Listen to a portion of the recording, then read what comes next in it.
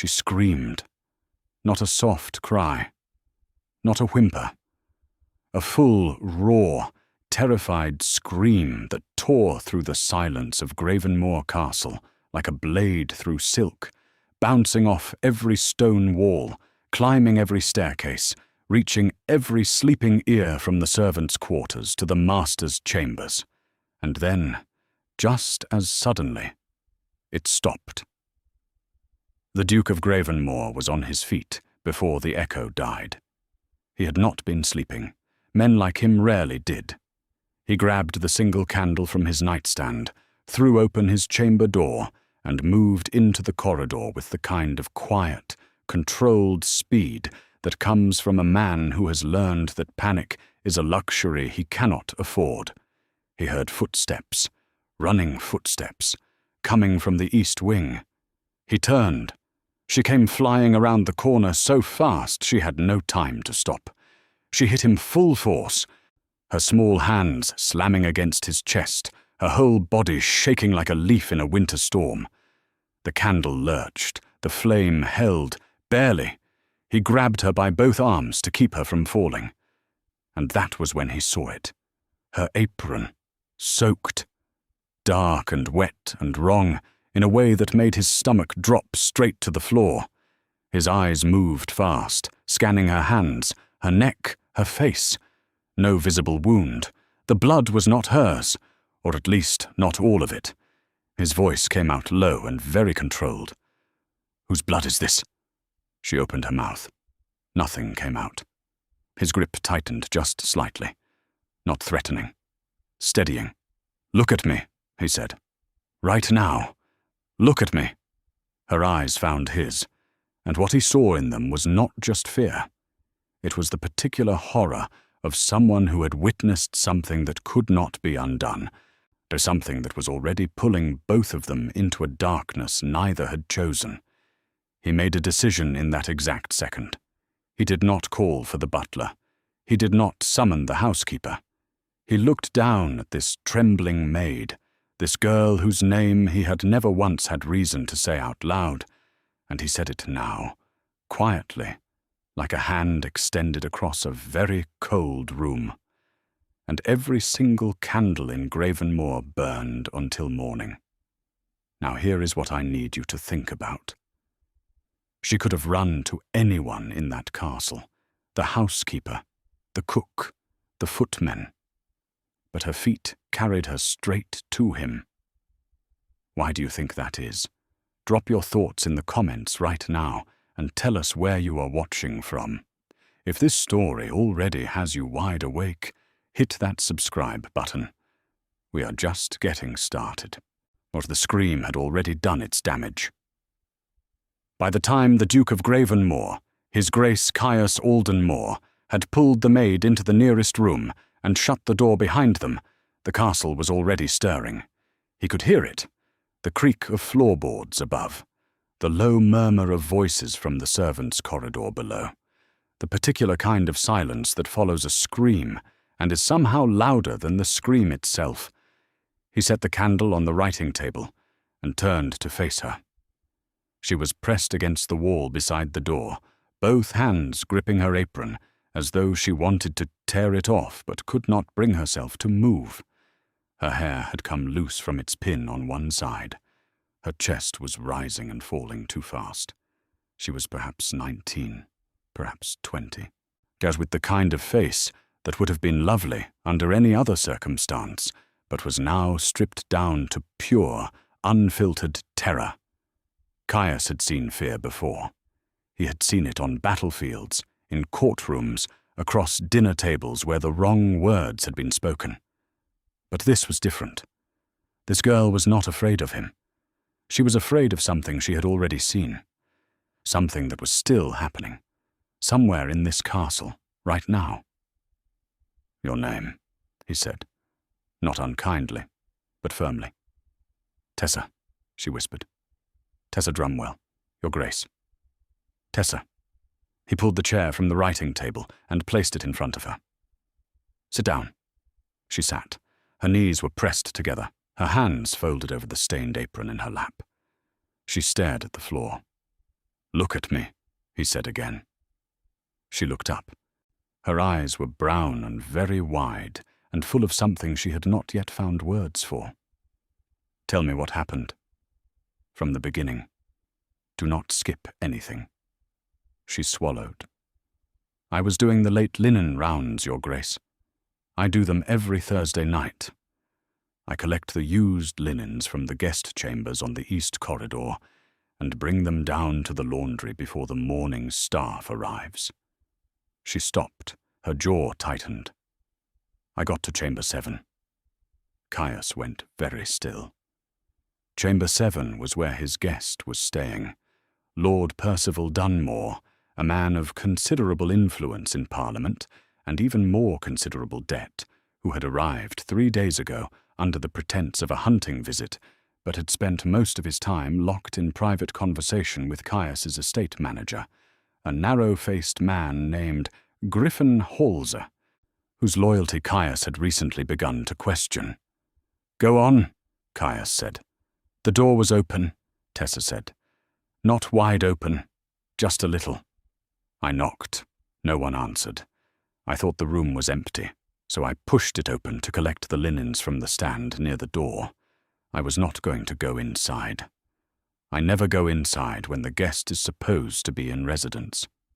She stopped again. Her hands tightened in her lap. But then I saw the floor. Caius said nothing. He waited. "There was blood on the floor, Your Grace, a great deal of it, coming from behind the dressing screen." Her voice had dropped to almost nothing. "And there was a hand, just visible at the edge of the screen, a man's hand, not moving." The room was very quiet. Caius stood up slowly. He moved to the window and looked out at the dark grounds of Gravenmoor, his hands clasped behind his back.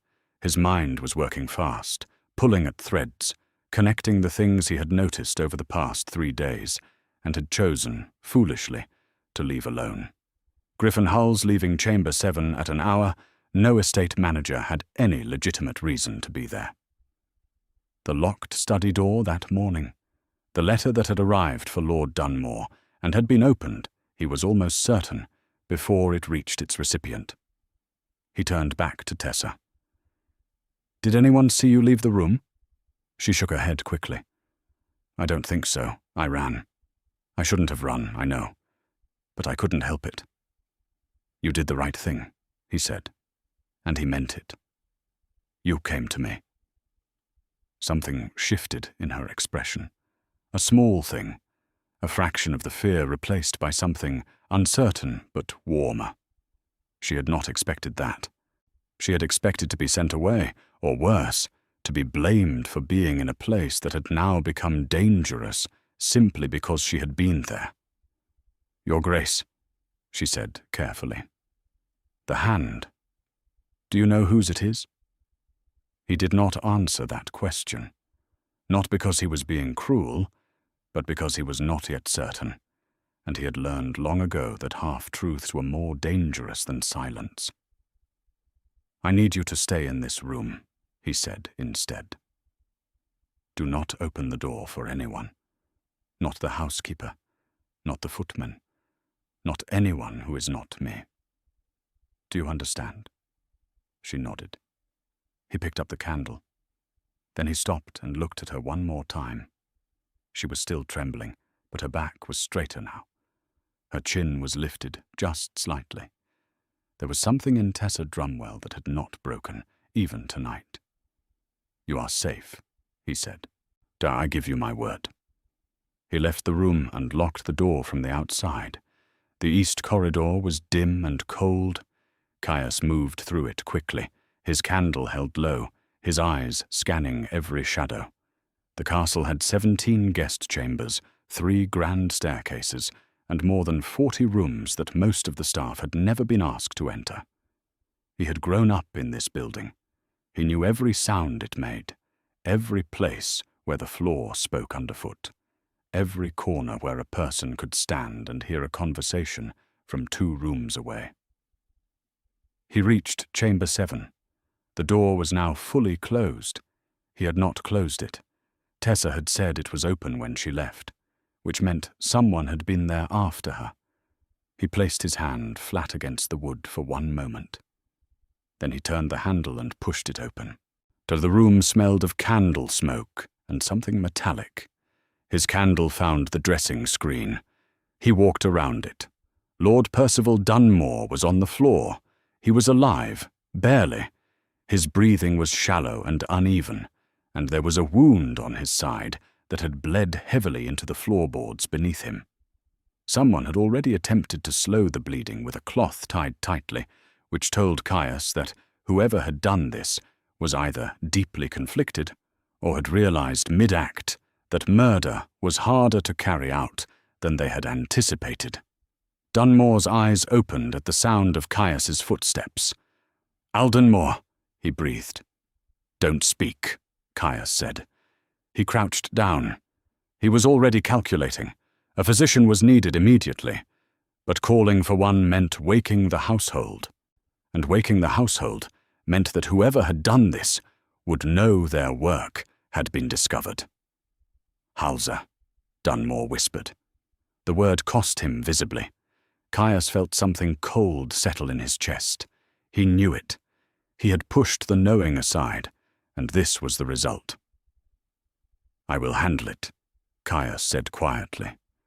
"You have my word. But you must be quiet, and you must stay still." He stood. He looked around the room. The letter Dunmore had received was gone. The document case that had sat on the writing desk for 3 days was also gone. Whatever Dunmore had brought with him to Gravenmoor, Griffin Halls had now taken it, which meant Halse had not only attempted to kill a man tonight, he had stolen something, and he had not yet left the castle. Caius blew out his candle. He stood in the dark room, with his unconscious guest bleeding quietly on the floor, and his mind moving through the castle like a map, tracking every exit, every stable door, every path through the grounds to the main road. Halse was still here. He had to be. The gates were locked at midnight, and the groundskeeper, old Terence Bode, slept with the key under his mattress, out of a habit so old no one had ever managed to change it. Halse was still here, and Caius was going to find him. But first, he had one more thing to do. He walked back down the corridor, back to the room where he had left Tessa Drumwell sitting in a wooden chair with blood on her apron and fear in her eyes. He unlocked the door quietly. She was still there. She had not moved. She looked up the moment the door opened. "He is alive," Caius said. "Not just." Her breath left her in a long, shaking exhale. "Who did it?" This time he answered. "My estate manager." Her eyes widened. "Mr. Halse?" "Yes." "But why would he?" "Because Lord Dunmore had evidence of something Halse has been doing for a very long time," Caius said, and Halse knew that if that evidence reached the right hands, he would not simply lose his position. He would lose everything. Tessa was quiet for a moment. Then she said something he had not expected. "He has a wife," she said. "Mrs. Halse. She arrived this afternoon. She is in the housekeeper's guest room right now. She does not know." Caius looked at her. In the middle of all of this, she had thought of the woman who was about to have her world destroyed by a husband she perhaps loved, or perhaps feared, or perhaps simply depended on in the way that women with few choices depended on the men attached to them. "No," he agreed. "She does not know." He pulled the chair from the corner and sat down facing her, which was not something a duke did with a maid, and both of them were aware of it, and neither of them said a word about it. "I need your help tonight, Tessa," he said. "I need you to do something that is not in your duties, and that I have no right to ask of you. But I am asking anyway." She looked at him steadily. "What do you need, Your Grace?" What Caius needed was simple in theory and dangerous in practice. Griffin Halls had to be found before dawn, before he found a way out of Gravenmoor, before he destroyed whatever else he had taken from that room, or worse, or before he decided that the maid who had been on the east corridor that night was a problem that also needed to be removed, because Halsey did not know which maid had seen. But he would find out. Men like Halsey always found out. Caius had told Tessa this plainly because she deserved the truth, and because frightening her further with half-information was a cruelty he refused to practice. She listened without interrupting. When he finished, she had asked one question. "What do you need me to do?" He needed her to go to the housekeeper, Mrs. Portia Glenwick, and wake her without alerting anyone else. Mrs. Glenwick was 61 years old, had managed Gravenmoor for 3 decades, and possessed the specific, terrifying competence of a woman who had outlasted 4 different dukes and was not impressed by any of them. She would need to be told enough to act, and not enough to panic, which was a very narrow line, and Tessa would have to walk it alone. "Tell her Lord Dunmore has taken ill," Caius said. "Tell her I am requesting a physician to be sent quietly. Tell her the word quietly 3 times, so she understands what I mean. And if she asks questions, she will ask questions. Answer none of them. Tell her the Duke will explain in the morning." Tessa nodded and left. Caius had gone back to Chamber 7, carrying the second candle from the writing table. He had done what he could for Dunmore, which was not enough but was better than nothing. The man had slipped into unconsciousness again, his breathing steadier than before, the makeshift bandage holding. Then Caius had gone hunting. Not for games, for a man he had trusted for 6 years, who had apparently spent at least 4 of those years quietly betraying him. He started with the study. The study on the ground floor was the most logical place for Halsey to go. He had a key. He knew the layout. More importantly, he knew where Caius kept the secondary documents for the estate accounts, the ones that would show, if examined alongside whatever Dunmore had brought, a very clear picture of exactly how much money Griffin Halsey had been quietly redirecting over the years. The study door was unlocked when Caius arrived. The lock had not been forced. Halsey had used his key, which meant he was methodical even now, even in the middle of the worst night of his life. Caius pushed the door open. The room was empty, but the desk had been disturbed. The secondary ledger was missing from its drawer, which confirmed everything. Or Halsey had been here within the last 20 minutes. Caius heard a sound. It came from the corridor outside the kitchen, the one that led to the rear courtyard and the stable yard beyond. A soft sound. A boot against stone, deliberate and careful, and trying very hard not to be heard. Caius moved. He went through the kitchen, which was cold and dark and smelled of the evening's dinner, still clinging to the air, and pushed through the heavy rear door into the courtyard. The night was sharp with cold. The moon was full and generous, throwing pale light across the cobblestones. Griffin Halsey was 20 feet away, moving fast toward the stable gate, a leather satchel over one shoulder and his coat pulled up around his face against the cold or against being recognized, or both. "Halsey," Caius said. Halsey stopped. Not every part of him stopped at once, the way a man stops when he hears something he was hoping never to hear again. Then, slowly, he turned. He was a lean man of 50, with a careful face that had always given away nothing. It gave away something now. Not guilt, exactly. Something more complicated than guilt. Something closer to the look of a man who had made a decision a long time ago and had been living inside its consequences ever since, and had only just now reached the final one. "Your Grace," Halsey said. His voice was remarkably steady. "Put the satchel down," Caius said. Halsey did not put the satchel down. Instead, he took one slow step sideways toward the stable gate. "I think we both know how this ends," he said. "You call the constable. I hang. My wife becomes nothing. My son, who is 11 years old and knows nothing of any of this, grows up with a father's death around his neck." Caius felt the weight of that. He was not made of stone.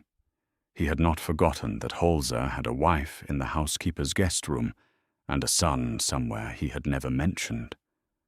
But he also had a man bleeding on the floor of Chamber 7, and a girl who had run through the dark corridors of this castle carrying a secret that could get her killed. "You tried to kill a man tonight," Caius said. "I tried to frighten him," Holzer said, and for the first time his voice cracked, just slightly. "It went further than I intended. That is what everyone says afterward. It is also sometimes the truth." They stood in the moonlit courtyard and looked at each other across 20 feet of cold cobblestone. A wind moved through the stable yard, rattling the gate. Somewhere above them, a window opened and closed again. One of the upstairs maids, drawn by a sound or a dream or the strange electricity that a night like this puts into the air of a house.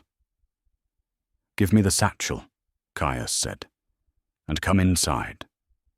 And then we wait for the physician, and after the physician tells me that Dunmore will live, we will determine what happens next." Holzer looked at him for a long moment. A calculation was happening behind his eyes.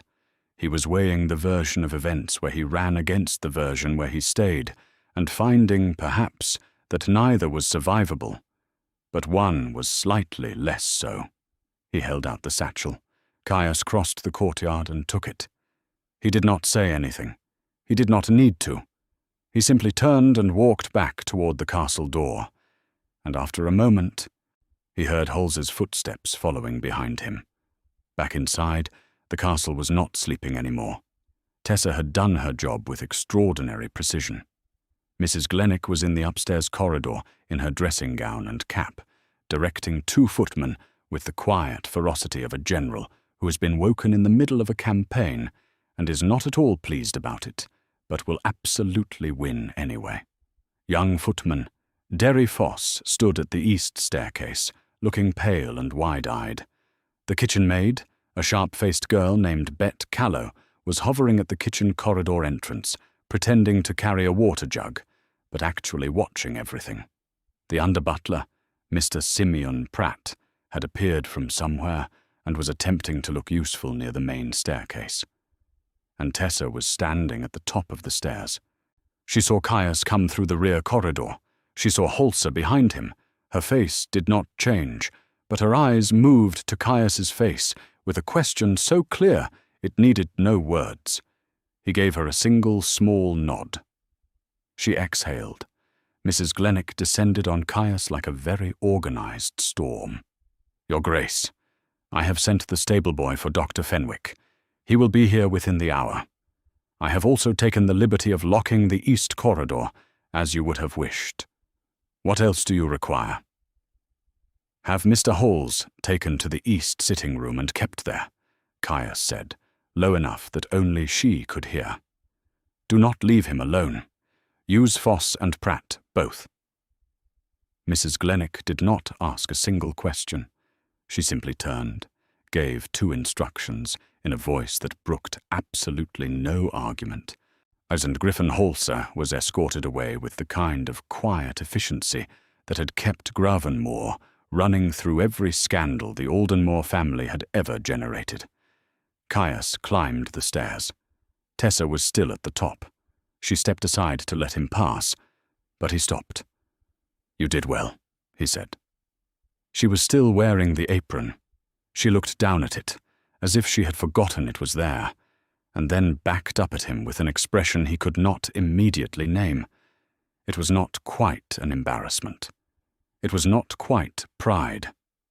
It was something between the two, the look of a person who has been told they did something well and is not entirely sure they are allowed to believe it. "Is he going to survive?" she asked. "Lord Dunmore." Yes, Caius said. I believe so. And Mrs. Hall's? He paused. I will speak with her in the morning. Tessa nodded slowly. Then she said, very quietly, she knew something was wrong. I saw it in her face when she arrived. She smiled at everyone and said all the right things. But her eyes were wrong. The kind of wrong that comes from a long time of not asking questions you already know the answers to. Caius looked at her. He had managed an estate of 4,000 acres and 112 staff members and 2 seats in Parliament and a family reputation that required constant maintenance. And in all of that, he had never once noticed the particular wrongness in a woman's smile at the castle entrance. How long have you worked here? He asked. 8 months, Your Grace. 8 months. He had not known her name until an hour ago. Go and change your apron, he said. Then get some rest. I may need to speak with you again before morning. She dipped into a small curtsy and turned to go. Then she stopped. Without turning back, she said, Your Grace, when you went looking for Mr. Holst tonight, were you not at all afraid? The question was simple. It was also the kind of question that no one in this castle would have dared to ask him. Not Mrs. Glenwick, not Simeon Pratt, not any of the guests who sat at his table and watched him with careful eyes and called him formidable when they thought he could not hear. He considered lying. It would have been easy. Yes, he said instead. Briefly. She turned then, just enough to look at him over her shoulder. And she almost smiled.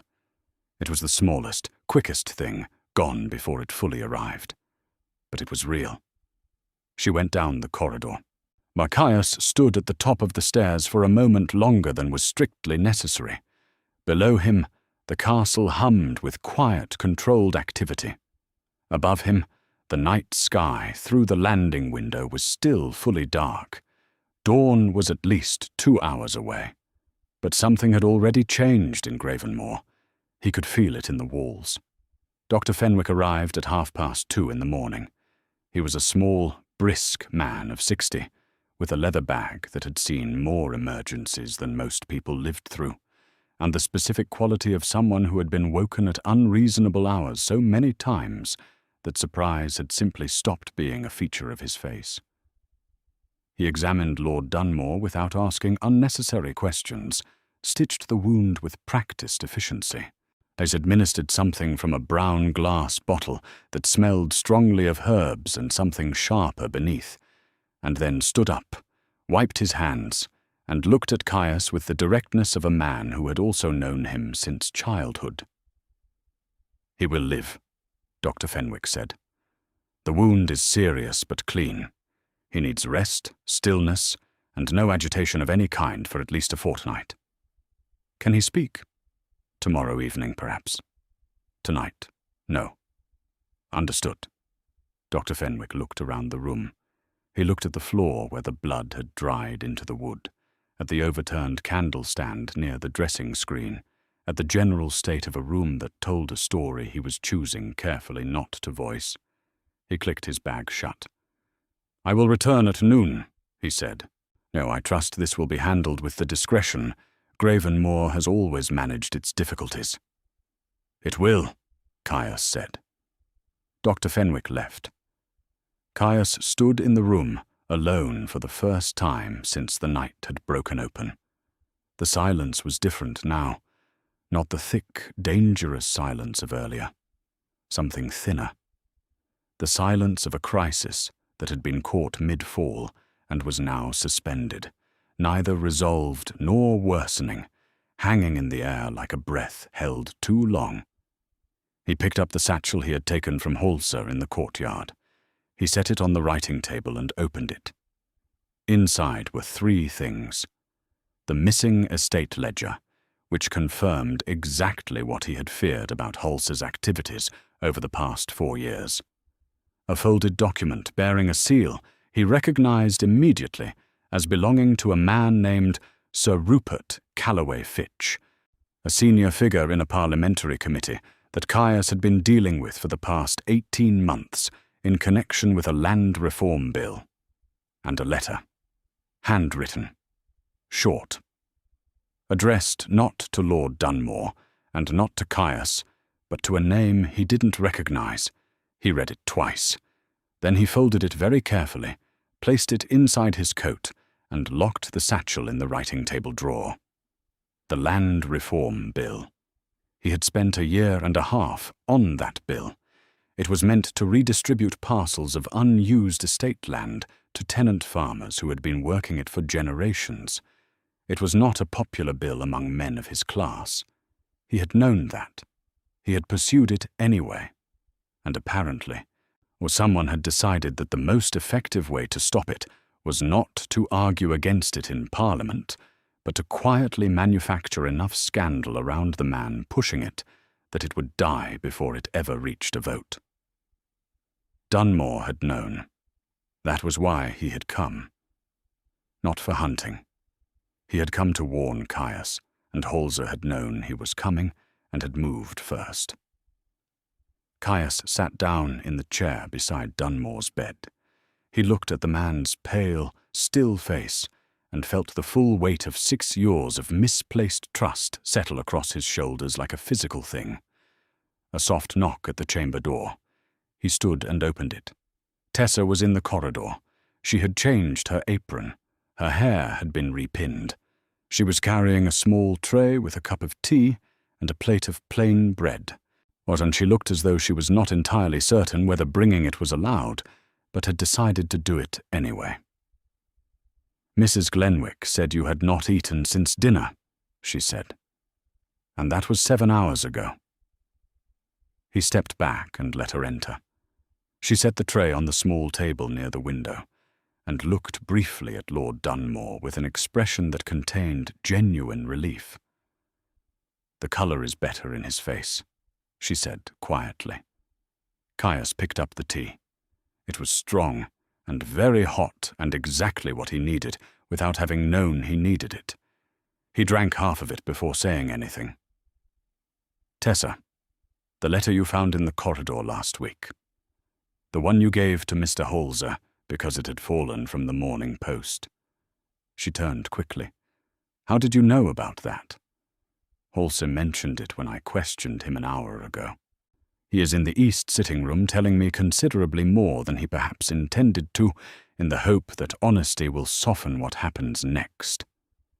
Caius set the cup down. "The letter. Do you remember anything about it?" She was quiet for a moment. Her eyes moved in the way of a person genuinely searching memory rather than constructing something convenient. It was sealed with red wax. The handwriting on the front was very neat, almost printed rather than written, and there was a small mark in the corner of the envelope, like a bird. Very small, stamped in black ink. Caius went completely still. The same mark was on the letter in his coat. He reached into his coat and drew it out. He held it up. "Like this?" She crossed the room and looked at it.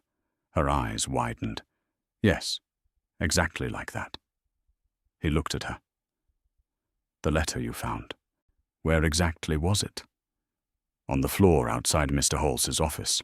I assumed it had slipped from the Morning Post bundle. I handed it to him directly." She paused. "He thanked me very warmly. I remember thinking it was strange, because he never thanked anyone for anything. Of course he had thanked her, because that letter had not slipped from any post bundle. It had been deliberately placed there, meant to be found and delivered to Holzer by an unwitting hand, keeping the sender completely untraceable. And Tessa had been that hand, without any knowledge of it, without any fault of her own. "You did nothing wrong," Caius said, before she could get there herself. "You need to understand that clearly." She met his eyes. There was a vulnerability in her face that she was working hard to keep contained. "Whoever sent that letter, they used me. Yes. And now Lord Dunmore is lying in that bed because— No, he said firmly. That chain of responsibility does not end with you. It ends with the person who set it in motion. He paused. I intend to find that person. She was quiet for a long moment. Outside the window, the grounds of Gravenmoor were still and dark and frosted at the edges. The moon had shifted. Dawn was perhaps an hour away. Your Grace, she said carefully. The mark on that letter. You recognized it. It was not quite a question. He looked at her. Most people in this castle, most people of her position and circumstance, would not have noticed that, would not have dared to name it if they had. I did, he said. Is it someone dangerous? Very. She absorbed this. Then she straightened slightly. Then you should sleep, even 1 hour, or you cannot think clearly without it, and tomorrow is going to require very clear thinking. He almost smiled. It was the last thing he had expected anyone to say to him tonight, delivered with the calm, practical authority of someone who had simply looked at the situation and said the most useful, true thing available. You are remarkably composed for someone who had the worst Thursday night of their life, he said. Something moved across her face. Not the smile from the staircase. Not quite. Something quieter. I had a difficult childhood, Your Grace. Difficult nights stopped frightening me a long time ago. She picked up the tray. The bread is plain, but it will help. She moved toward the door. Tessa. She stopped. When this is over, he said, I would like to know more about that childhood. She did not turn around, but he heard the small catch in her breath, clear as a bell in the quiet room, before she stepped out and pulled the door softly closed behind her. He stood in the silence she left and pressed his hand flat against the surface of the door, the way he had pressed it against the door of the chamber 7 hours earlier. The gesture surprised him. He was not a man given to gestures. He removed his hand. He sat down. He ate the bread. Outside, the first thin, grey light of dawn was beginning to touch the edge of the sky over Gravenmoor. Part 4. Morning came slowly, as if the castle itself was reluctant to face it. By 7, the staff had gathered enough information from corridor whispers and half-heard conversations to construct a version of the night's events that was approximately 30% accurate and 100% alarming. Or the cook, a broad, red-faced woman named Hattie Morse, had declared at the kitchen table that Lord Dunmore had been poisoned at dinner, which was incorrect but had the advantage of being dramatic. Derry Foss, the young footman, believed with great conviction that there had been an intruder from outside the grounds, a theory he defended vigorously until Bet Callow pointed out that the gates had been locked and the groundskeeper had found no disturbance. Tessa sat at the far end of the kitchen table and said nothing. She drank her tea and watched the speculation move around the room like water finding its level, and she thought about the letter with the blackbird stamp and the Duke's hand pressing flat against a door in a dark corridor, and the way he had said, I would like to know more about that childhood. Not as a pleasantry, not as the kind of thing people said and immediately forgot, but with the weight of someone who genuinely meant it and knew that saying it was not entirely wise and had said it anyway. She was in considerable trouble, not the dangerous kind. The other kind. Mrs. Portia Glennock appeared in the kitchen doorway at precisely 7:15 and silenced the entire room with one look. Gravenmoor does not gossip, she said. It never has, and it will not begin today. Whatever you think you know, you do not know it. Whatever you think you heard, you didn't hear it. His Grace will address the household at 9 o'clock. Until then, every person in this kitchen will perform their duties with exactness and silence. Am I understood? The kitchen said yes in a collection of murmured voices. Mrs. Glennick's eyes found Tessa across the room, as they stayed there for one measured second longer than they rested on anyone else. Then she left. Tessa set her cup down. She was being watched.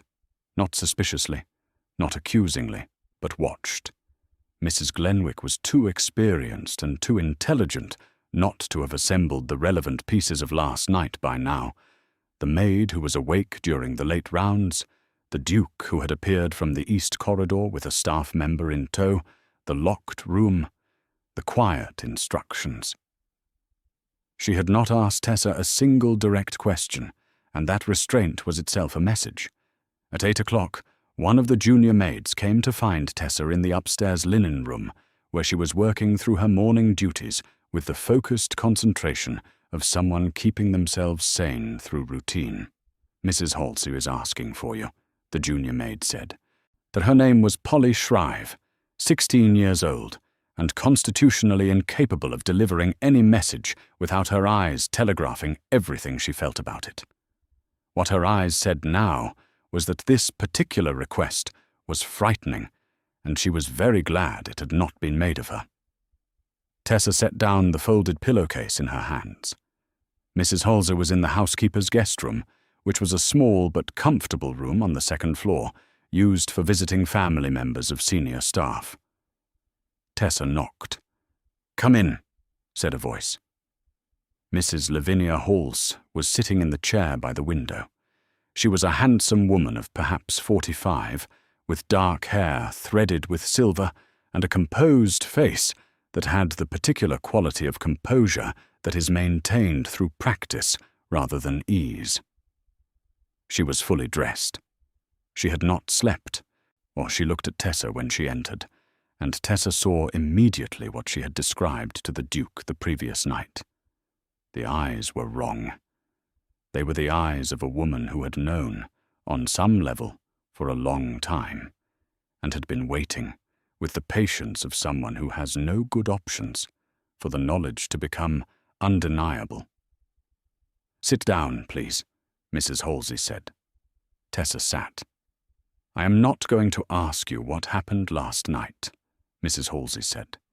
"I already know enough of it. What I want to know is this." She folded her hands in her lap. They were very steady. "My husband, was anyone hurt because of him?" The question was direct. It deserved a direct answer. "Yes," Tessa said, "but the person is going to recover." Something moved through Mrs. Halsey's face. Not relief exactly. They're more like a door closing on a particular version of grief and opening on a different, slightly less unbearable one. "Thank God," she said, very quietly. "Thank God for that, at least." They sat in silence for a moment. "I have a son," Mrs. Halsey said. "He is with my sister in Devonshire. He is a good boy. He is nothing like his father, which is either a comfort or an indictment. I have never quite decided which." She paused. "Will His Grace allow me to send word to my sister before anything becomes public?" "I cannot speak for His Grace," Tessa said, "but I believe he is a fair man." "You believe it," Mrs. Halse said. Not mockingly, thoughtfully. "Not know it? Believe it." "I have known him for 8 months," Tessa said. "But last night I saw how he operates in a crisis, and I think that tells you more about a person than 8 years of ordinary acquaintance." Mrs. Hall studied her with an expression that was suddenly, uncomfortably perceptive. "You are not a typical housemaid," she said. Tessa held her gaze. "My father was a schoolmaster," she said simply. "He believed in educating his daughters the same as his sons. Then he died, and here I am." Mrs. Halsey was quiet for a moment. Then she said very softly, "I am sorry." "So am I," Tessa said, "for both of us." The honesty of it sat in the room between them, unusual and oddly companionable. Tessa left Mrs. Halsey at 8:40 and went immediately to the main corridor outside the study, because she needed to speak with the Duke before 9, and she was relatively certain that was where he would be. She was right. He was coming out of the study as she arrived, the leather satchel in one hand and a sealed letter in the other. He looked like a man who had not slept and had refused to let that be anyone's problem. He was dressed impeccably, which she suspected was as much armor as preference. He saw her and stopped. "Mrs. Halsey wants to send word to her sister in Devonshire before anything becomes public," Tessa said immediately, "about her son." Caius looked at her. "You went to see her?" "She sent for me." "Why, you?" Tessa paused. "I think because I was the only one she knew was involved and had not yet been turned into an official version of events." She met his eyes. "She's not responsible for what he did." "I know that." "Her son is 11. "I know that, too." He said it without impatience, without dismissal. He said it like a man who had already spent part of the night thinking about an 11-year-old boy in Devonshire who did not yet know his life was about to change. "She may send a word. Tell her she has my permission and my discretion." Tessa nodded. She turned to go. "Tessa." She turned back. He was looking at her with an expression she had not seen on his face before. It was not the focused, controlled look of a man managing a crisis. It was something quieter and more unsettled. The look of a person who has discovered something unexpected in a place they were not looking, and is not yet sure what to do with the discovery. "The household meeting is at 9, he said. "I want you in the room." She blinked. "Your Grace, I am a junior maid. The household meetings for announcements of this kind are for senior staff." "I am aware of the convention," he said. "I am also aware that you were in the East Corridor last night, when no senior member of staff was, and that you have spent the last 6 hours conducting yourself with more intelligence and steadiness than most people twice your age, and 10 times your rank would have managed." He paused. "I want you in the room." She looked at him for a long moment. There was a warmth moving through her chest that she did not entirely trust, because she was a practical person, and she knew the precise distance between where she stood and where he stood, and she was not in the habit of pretending that distance did not exist. But she also knew what she had heard in his voice. "Yes, Your Grace," she said quietly. She went back to tell Mrs. Halsey she could send her letter. And as she walked down the corridor, she was very careful not to think about the way he had looked at her, standing outside the study with a sealed letter in his hand and something entirely unguarded in his eyes. She was not entirely successful. At 9 o'clock, the senior staff of Gravenmore Castle assembled in the main hall. Mrs. Glenwick stood to the right of the fireplace. Simeon Pratt stood to her left. Dr. Fenwick had returned early, at Caius's request, and stood near the window. Derry Foss and 2 other footmen lined the far wall. Hattie Morse represented the kitchen staff with her arms folded, and her expression indicating she had revised her poison theory, but was not ready to fully abandon it. And at the back of the room, just inside the door, stood Tessa Drumwell. As every senior member of staff noticed, none of them said anything, but the noticing moved through the room like a current. Caius stood before the fireplace and spoke for 10 minutes. He told them the truth, as much of it as was necessary, which was more than most employers would have shared, and less than the full picture required. He told them Lord Dunmore had been attacked. He told them Griffin Halsey was responsible and was being held pending the arrival of the local magistrate. He told them that the matter would be handled with the full weight of his authority and the full protection of his household. He told them that anyone who spoke of last night's events outside the walls of Gravenmore would answer to him directly. He did not look at Tessa once during the entire 10 minutes, which was precisely why, or when the meeting ended and the staff began to move, Mrs. Glennick crossed the room and stopped beside Tessa, with the expression of a woman who has seen 61 years of human behavior and is not confused by any of it. "He did not look at you," Mrs. Glennick said, very quietly. "Because if he had, every person in this room would have seen something they are not yet supposed to see." Tessa kept her face very still. "I don't know what you mean, Mrs. Glennick," she said. Mrs. Glennick made a sound that was not quite a laugh. "Yes, you do, my dear," she said, and walked away. The magistrate arrived at 10:30.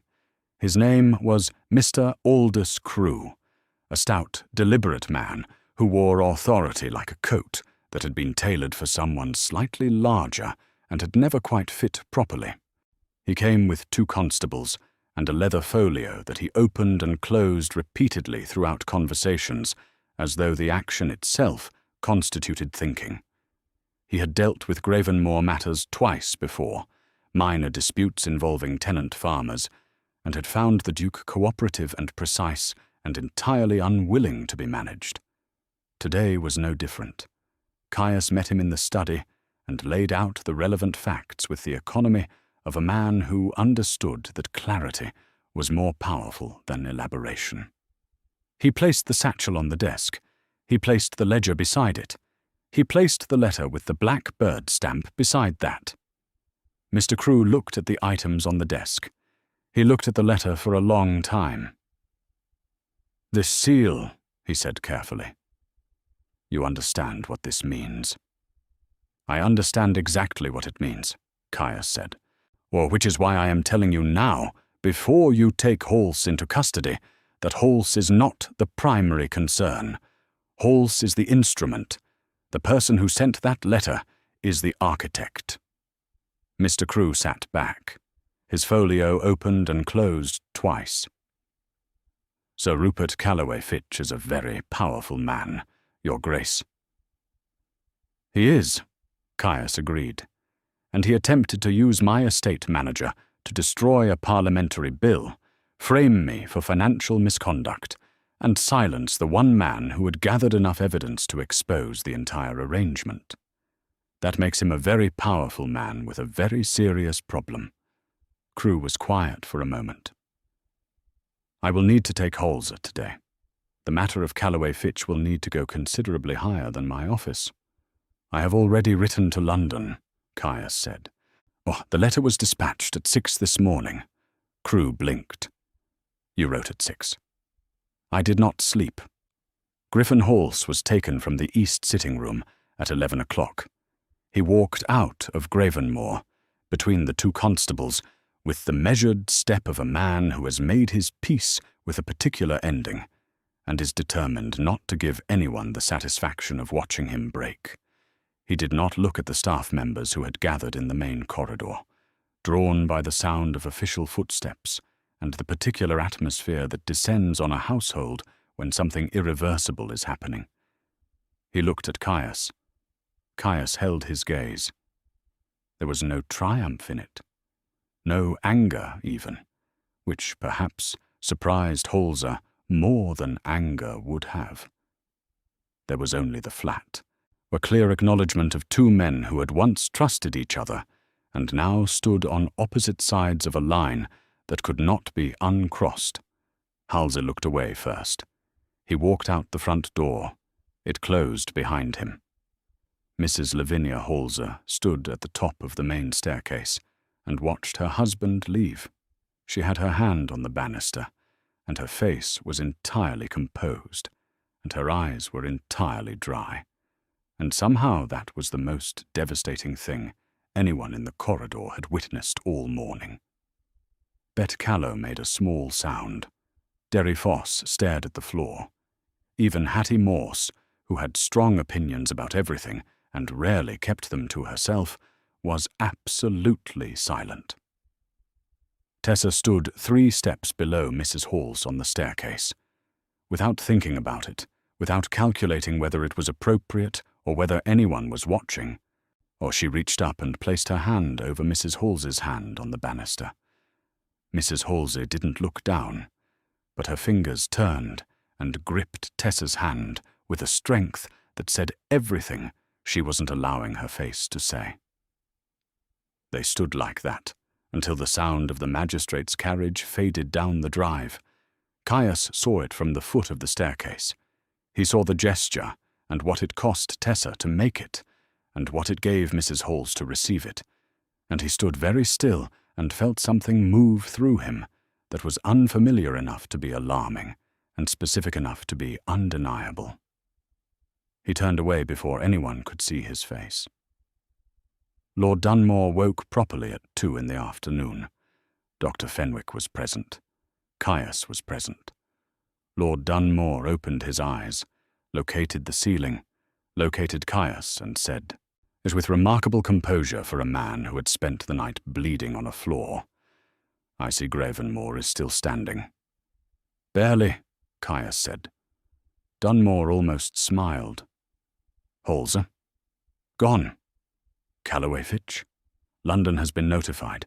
It will take time, but it will happen. Dunmore closed his eyes briefly. I came to warn you, he said. I should have come sooner. I was cautious for too long. You came, Caius said. That is what matters. The bill, Dunmore said. Do not let them kill it. They will not, Caius said. I give you my word. Dunmore was quiet for a moment. Then he said, with the careful precision of a man choosing words through pain, there was a girl in the corridor last night, before everything happened. I heard someone running. I tried to call out, but I was already losing consciousness. He paused. Well, who was she? Caius looked at him steadily. One of my maids. She screamed, Dunmore said. It woke the castle. Yes. She saved my life, Dunmore said simply. If she hadn't screamed, if you hadn't come, I would not have survived the night. He opened his eyes and looked directly at Caius. I would very much like to thank her. Caius was quiet for a moment. I will arrange it. He left the room and stood in the corridor, outside Chamber 7, and looked at the closed door for a long time. Then he went to find Tessa. She was in the linen room. She was always in the linen room when she needed to think, he had gathered, because it was a place with a clear and simple task, and no unexpected conversation from a person folding sheets. She looked up when he appeared in the doorway. Lord Dunmore is awake, he said. He would like to thank you. She set down the sheet she was holding. Me? You? She looked uncertain. He is a lord. I am the person who saved his life, Caius said. He knows it. He said it plainly. He paused. Come. She followed him down the corridor and up the east staircase and to the door of Chamber 7, and he pushed it open and stepped aside to let her enter first, which was again not something a duke did for a maid, and again neither of them commented on it. Lord Dunmore looked at Tessa from his bed with eyes that were clearer than they had any right to be given the previous 12 hours. He looked at her for a long moment. You are very young, he said. I am 20, my lord, she said. And you were doing the Thursday linen rounds, he said, at that hour. Yes, what, my lord? And you saw what you saw, and you ran, and you found Aldenmore. He paused. Did you know what you were doing? Did you think it through, or did you simply act? She considered the question with the seriousness it deserved. I simply acted, she said. I did not think at all. I just ran toward the only person in this castle I believed could actually do something. Dunmore looked at Caius over her head. Something passed between the two men, a look that contained a full conversation that neither of them was going to have out loud. Then Dunmore looked back at Tessa. You have my gratitude, he said. Permanent and genuine.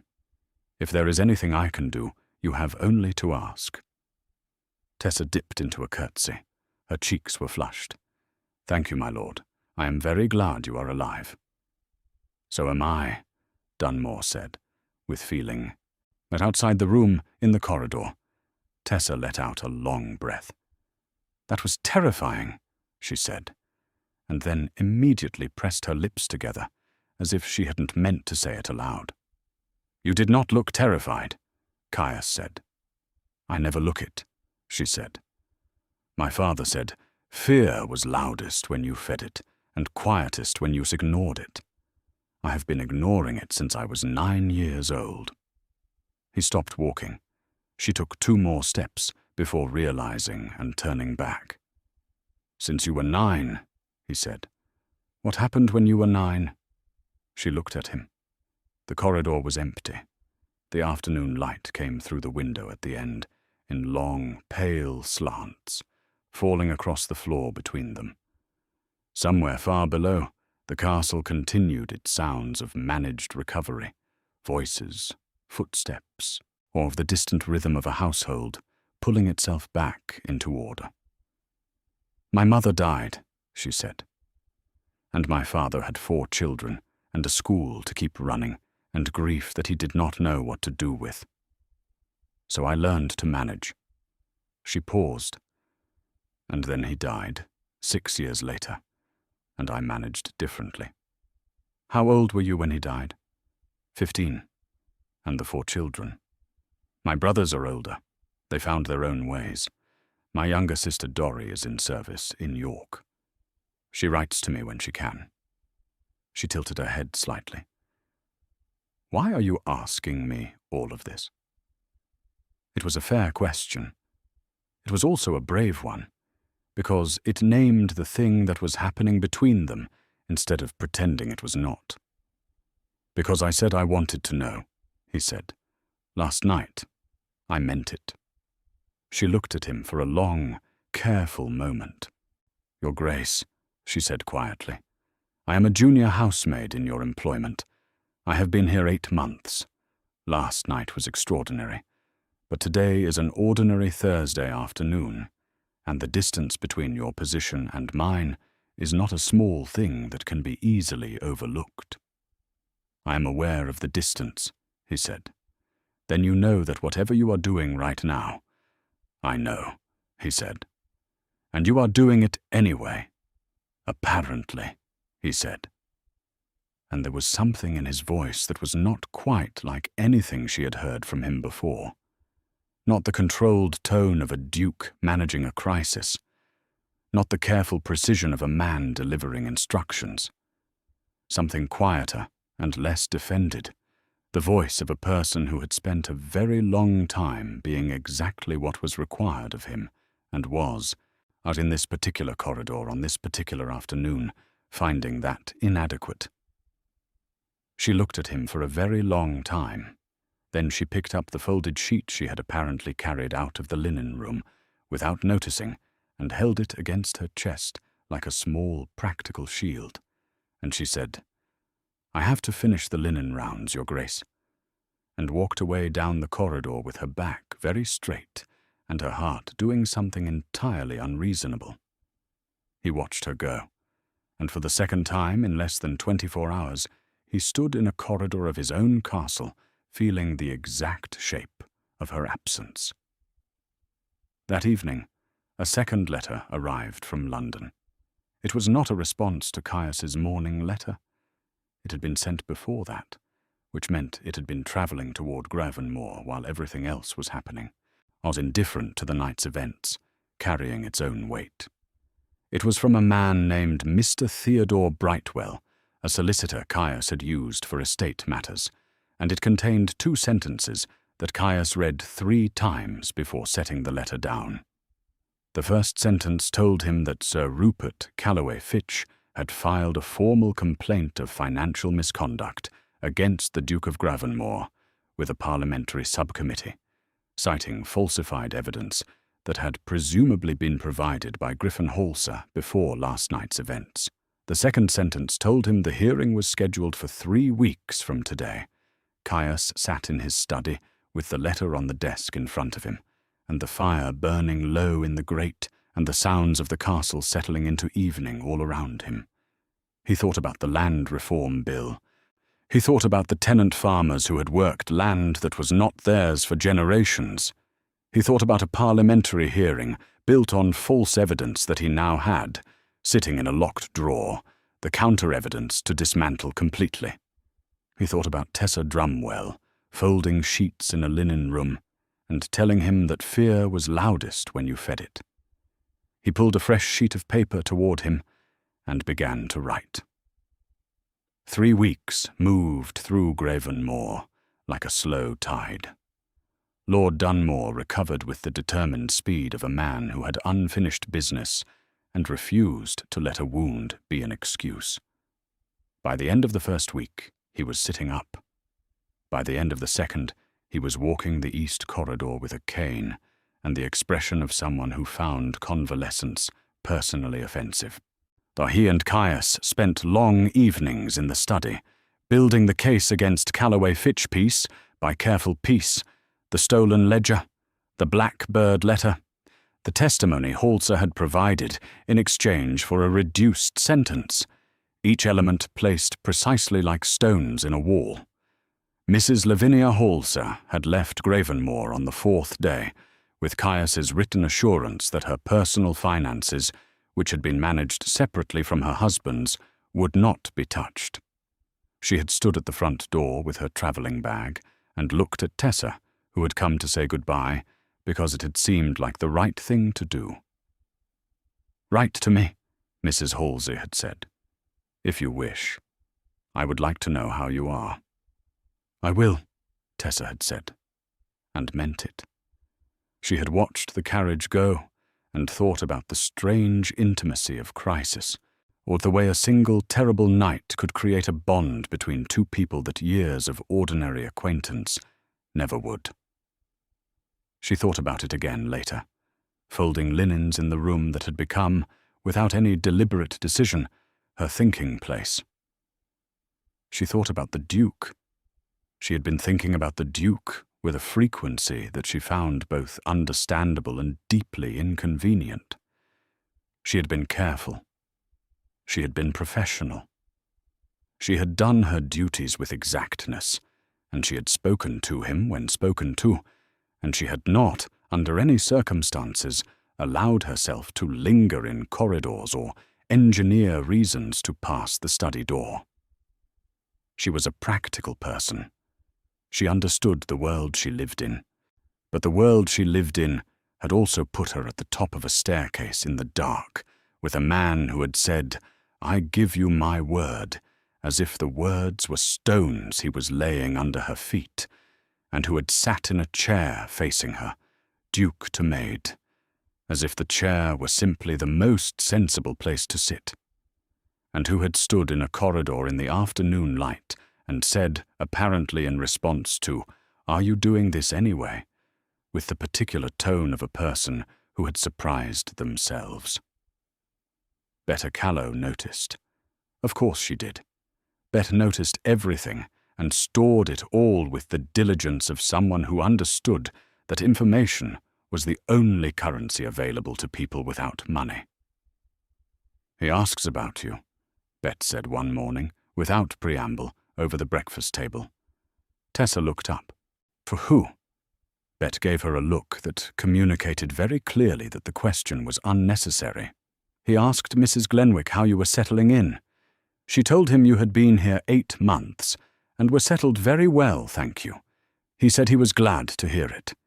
Then he stood there for a moment before leaving, which Mrs. Glenwick says he never does." "Mrs. Glenwick should not be repeating private conversations," Tessa said.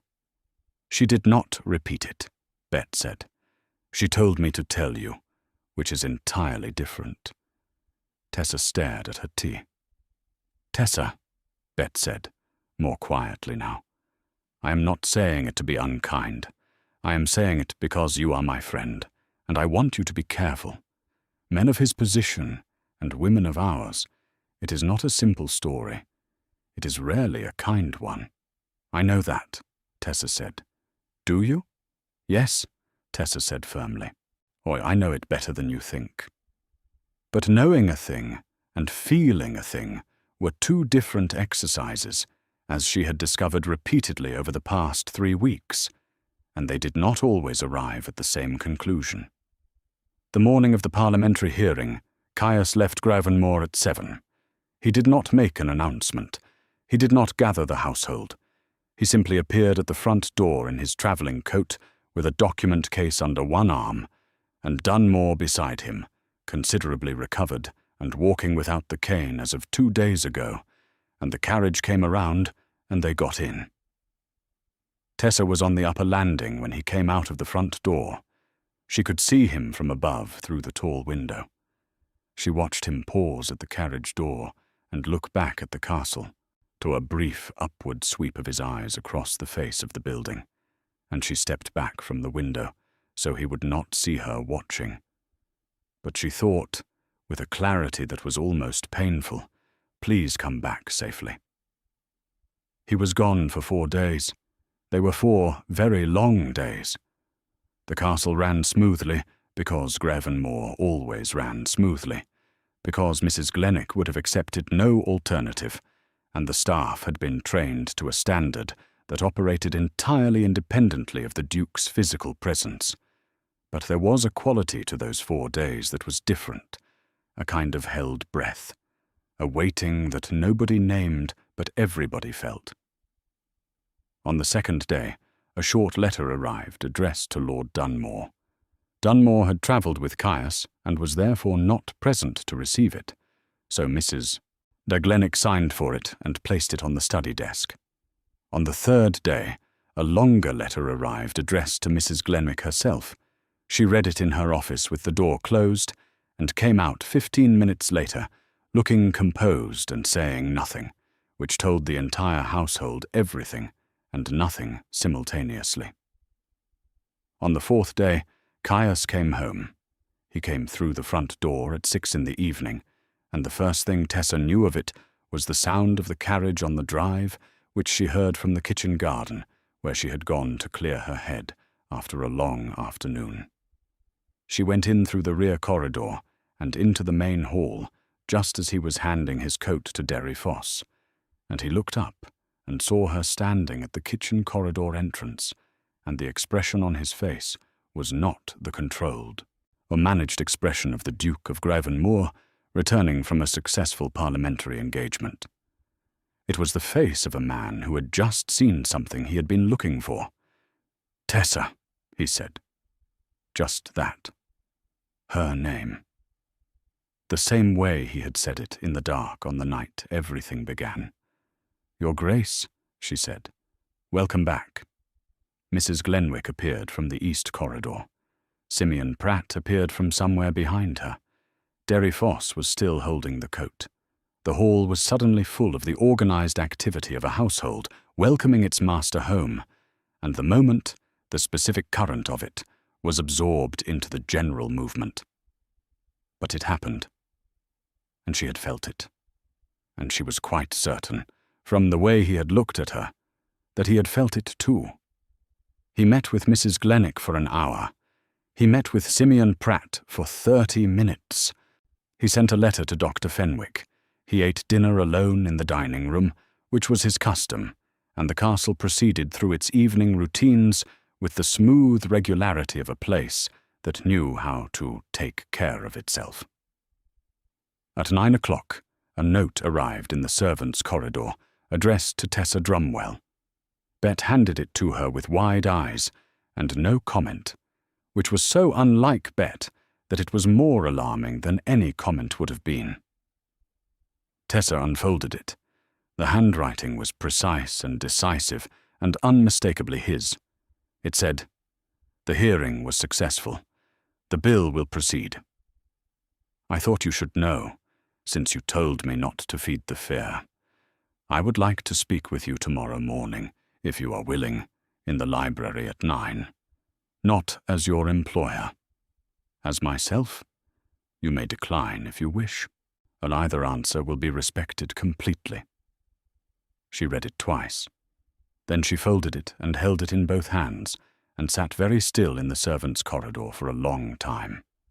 Bet, who had been pretending to polish a perfectly clean candlestick nearby, said nothing, but she moved slightly closer in the way of a person who is available if needed.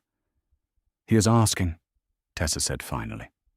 Not to Bet specifically. To the air, to the situation, to the part of herself that was both frightened and certain. "Yes," Bet said. "He is." "That is not nothing," Tessa said. "No," Bet said. "It is very much not nothing." Tessa stood up. She went to her room, which was small and plain and practical, like everything she had built her life around since the age of 15. She sat on the edge of her bed. She thought about her father, who had believed that education was the same gift, regardless of who received it. She thought about her sister Dorrie in York, who wrote letters full of small, bright observations about the world. She thought about Mrs. Halsey, standing at the top of a staircase, watching her husband walk out of her life, and the grip of her hand on the banister, and the way that grip had said, "I am still here. I have not broken." She thought about a dark corridor and a candle, and a man who had said, "You are safe. I give you my word," and had meant every syllable. She picked up her pen. She wrote one word, "Yes." She folded it and gave it to the night footman to deliver, and then she lay down on her narrow bed and looked at the ceiling and felt the full, terrifying, extraordinary weight of having chosen something. She did not sleep for a long time, but it was not an unhappy sleeplessness. At 9 o'clock the following morning, Tessa Drumwell walked into the library of Gravenmore Castle. Caius was already there. He was standing near the tall window with his hands clasped behind his back, which she had come to recognize as the posture of a man who was thinking very hard and trying not to show it. He turned when he heard her step. They looked at each other across the length of the room. "You came," he said. "I said I would," she said. He moved from the window. Not toward her. Not yet.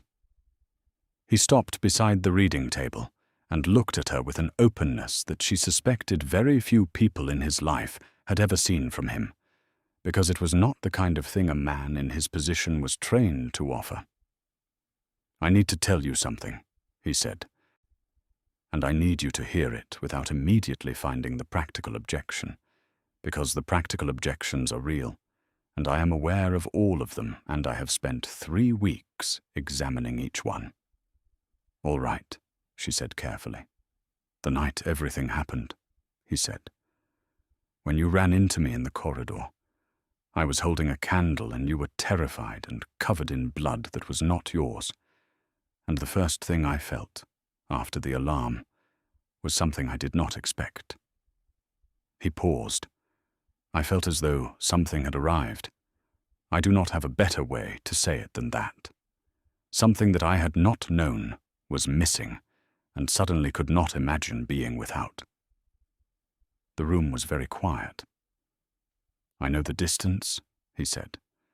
"I know what the world says about that distance, and I know what it costs people who ignore it. I am not asking you to ignore it. I am asking whether you would be willing to walk across it with me, knowing it will not be simple, and knowing it will require things from both of us that will not always be comfortable." Tessa stood in the library of Gravenmore Castle and looked at this man who had chased a criminal through a dark courtyard and sat in a chair facing her as an equal, and said apparently, with the voice of someone discovering something about themselves, and wrote her a note that said, "Not as your employer, as myself." "You are the Duke of Gravenmore," she said. "The world will have opinions." "The world always has opinions," he said. "But I've stopped finding a sufficient reason for anything. My friend Bet thinks it will not be a simple story. Your friend Bet is correct. Lord Dunmore will raise his eyebrows. Lord Dunmore will recover." She almost smiled. It was the same almost smile from the night of the staircase, but this time it arrived fully. It completed itself. It changed her whole face, and he looked at it like a man seeing something he intended to spend a considerable amount of time looking at. "My father," she said, "believed that the most important decisions in a person's life were the ones made not from fear and not from convenience, but from the specific, quiet certainty that comes when you stop arguing with yourself." "And have you stopped arguing with yourself?" he asked. She looked at him. This man who was the Duke, and also, she had discovered over the course of one impossible night and 3 long weeks, simply Caius, a person who carried responsibility like a second skeleton, and felt fear briefly, and chose things despite it, and stood in corridors feeling the shape of absences. "Yes," she said. "I have." He crossed the room. He stopped in front of her, close enough that she had to look up slightly to meet his eyes, and he looked at her with everything unguarded and everything present, the Duke and the man, and the exhaustion and the certainty all visible at once. He lifted his hand and offered it to her. Not a Duke's gesture, not a formal thing. Simply a hand extended across a small remaining distance by a person who wanted to close it. She looked at it. She looked at him. She placed her hand in his, but his fingers closed around hers, and the library was very quiet, and outside the tall windows, graven moor stretched away in every direction, the grounds and the gardens and the gates, and beyond them, the road that led to the world and all its opinions. And inside this room there were simply 2 people standing in morning light, holding on to something that had begun in the dark with a scream and a candle and a stained apron, and had somehow, through one terrible night and everything after it, become this. The castle did not stay awake that morning, but every person in it felt the difference. The cook noticed it in the quality of the silence from the library. Betrayal noticed it when Tessa came through the kitchen corridor at 10 o'clock with the particular expression of a person who had set something down that they had been carrying for a very long time. Mrs. Glennick noticed it, because Mrs. Glennick noticed everything, and she stood in the east corridor for a moment with her hands folded, and something on her face that was, for those who knew how to read it, the closest she ever came to satisfaction. Foss did not notice because Foss was 20 years old, and still primarily paying attention to whether the silver had been polished correctly. Lord Dunmore noticed it when Caius appeared in his room at noon, less precisely arranged than usual, and entirely unapologetic about it, and sat in the chair beside the bed and said, "I need to tell you something," with the tone of a man who was not asking permission. Dunmore listened. Then he was quiet for a moment. Then he said, "She is the one who ran to you." "Yes," Caius said. "She saved my life," Dunmore said, "and now she is saving yours by the look of it." Caius said nothing, which was itself an answer. Dunmore leaned back against his pillows. "The world will talk," he said. "I know. She is a housemaid." "I know what she is," Caius said quietly. "I know exactly what she is." Dunmore looked at him for a long moment. Then he picked up the book on his bedside table and opened it, which was Dunmore's particular way of indicating that a conversation was concluded and his opinion had been delivered, and whatever happened next was none of his business. "Well," he said, then turning a page, "do not make a mess of it." "I intend not to," Caius said. Outside the window, graven moor spread wide and green under an April sky. Somewhere in the castle, a door opened, and footsteps moved down a corridor, and a voice called something, and was answered by laughter, ordinary sounds, the sounds of a household continuing its life. And in the library, on the long reading table, lay a single folded note. One word. Yes. The castle had stayed awake through one terrible night and had come out the other side into a morning that nobody had quite predicted. That was the thing about Grevenmore. It had always been good at surviving the dark. It was learning, slowly, to also welcome the light.